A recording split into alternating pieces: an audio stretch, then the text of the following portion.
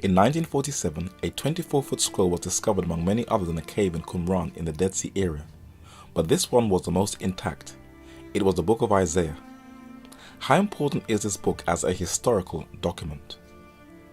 Sir Hans Sloane was an Irish-born British physician who collected objects from around the world that included plants, coins, medals, books, seals and manuscripts, and his important collection was the foundation of the British Museum. Established in 1753, it houses around 8 million works from all continents, making it the home of the largest and most comprehensive collector's item in existence. As you walk up the steps of this Greek temple-style architectural building, as you enter into the Assyrian Antiquities section, you will see the monolithic structures of the human-headed winged bull guardians.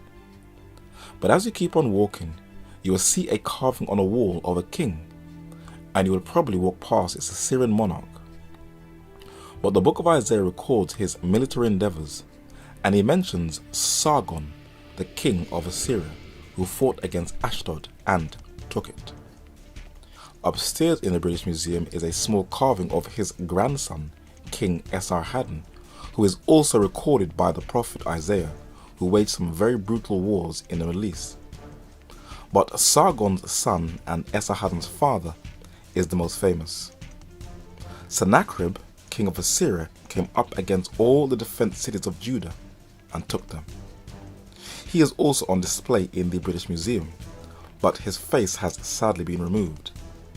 Reading the Bible and say you have faith is one thing, but when you can walk into a building and see with your own eyes historical data that has been preserved in the earth for thousands of years and carved into stone in either Egyptian hieroglyphics or Assyro-Babylonian cuneiform, recording the exact same monarchs and events as the Bible in the exact time period as this battle scene of Sennacherib and his Assyrian army against Judah confirms, you would think that it would silence the critics. But some of them hate God so badly that even if the divine truths of the Holy Scriptures are staring them in the face, they harden their hearts and fight against historical facts. This Assyrian cylinder seal in the British Museum documents the tribute money of silver King Hezekiah of Judah gave to King Sennacherib of Assyria in 2 Kings chapter 18 verses 14 and 15. In late 2015, the public was made aware of a clay seal discovered in Jerusalem with the words belonging to Hezekiah, son of Ahaz, king of Judah, written in 8th century BC Hebrew. What may surprise people is that it features a 2-winged sun disk with wings turned downwards with 2 Ankh symbols on the left and on the right. But if you read the Bible, you realize that there were always pagan outside influences on the children of Israel. And these religious symbols can be traced to ancient Egypt, as this artifact in the British Museum confirms.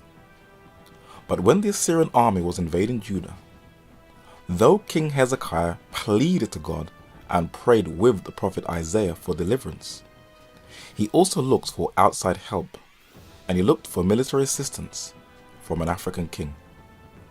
Strabo or Strabo, the Greek philosopher, geographer and historian, recorded the military achievements of this African king. And Herodotus, the Greek historian who lived a number of centuries earlier than Strabo, though he did not mention the king by name, he recorded how his geopolitical campaign posed a threat to the Assyrian Empire. And in this book, Flavius Josephus, the 1st century Jewish scholar and historian, details and specifies the name of the king, building on Herodotus' works. In the 14th year of Hezekiah, king of the 2 tribes, Sennacherib, the king of Assyria, marched against him with a powerful and well-appointed army.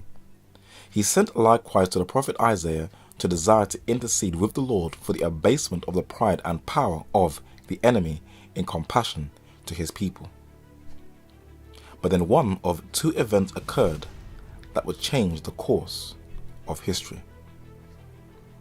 News was brought him that Taharka, the king of Ethiopia, was upon his march with a great enforcement to assist the Egyptians, and they took his way through the desert with a design to fall upon the Assyrians by surprise.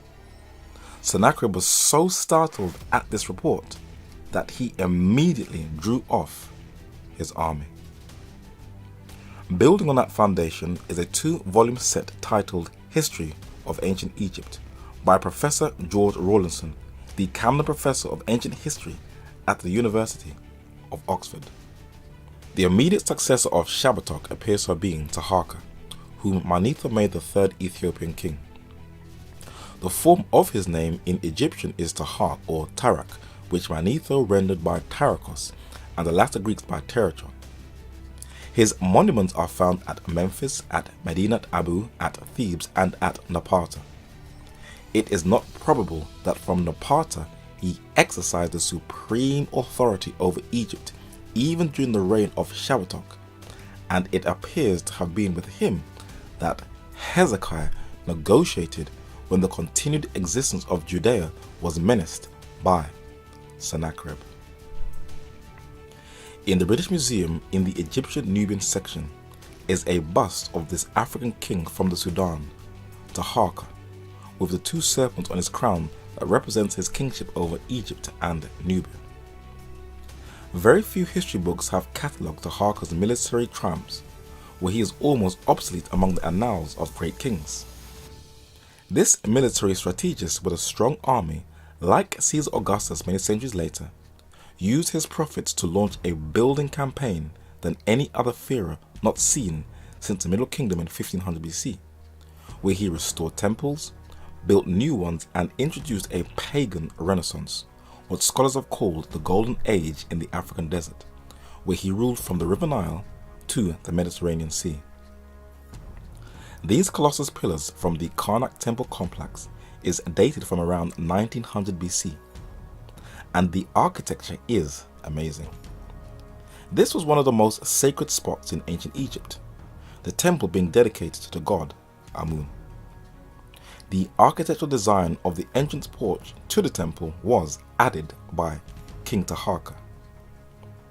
The Lord appointed an angel to wipe out 185,000 men of the Assyrian army during a very intense battle, as recorded in Isaiah chapter 37 and verse 36.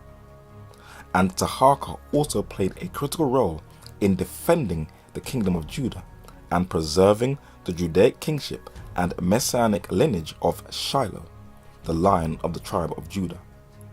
And the prophet Isaiah, under inspiration, recorded Taharqa, king of Ethiopia, and his role in world history. The book of Isaiah records the kingdoms of Judah, Assyria, and Kush, Egypt. But unlike other books that keep you locked into the past, it looks to the future and prophesies a new eternal kingdom where there will be no more wars or conflict, where neither moth nor rust does corrupt, and where thieves do not break through nor steal. But I would like to ask a question. If the 17th century monarch King James VI of Scotland and the 1st of England wrote the Bible and used it to enslave blacks, according to black conscious circles, then why would he go through all that trouble to include an African king? We shall find out in this up and coming study, Black Consciousness versus Christ's Righteousness.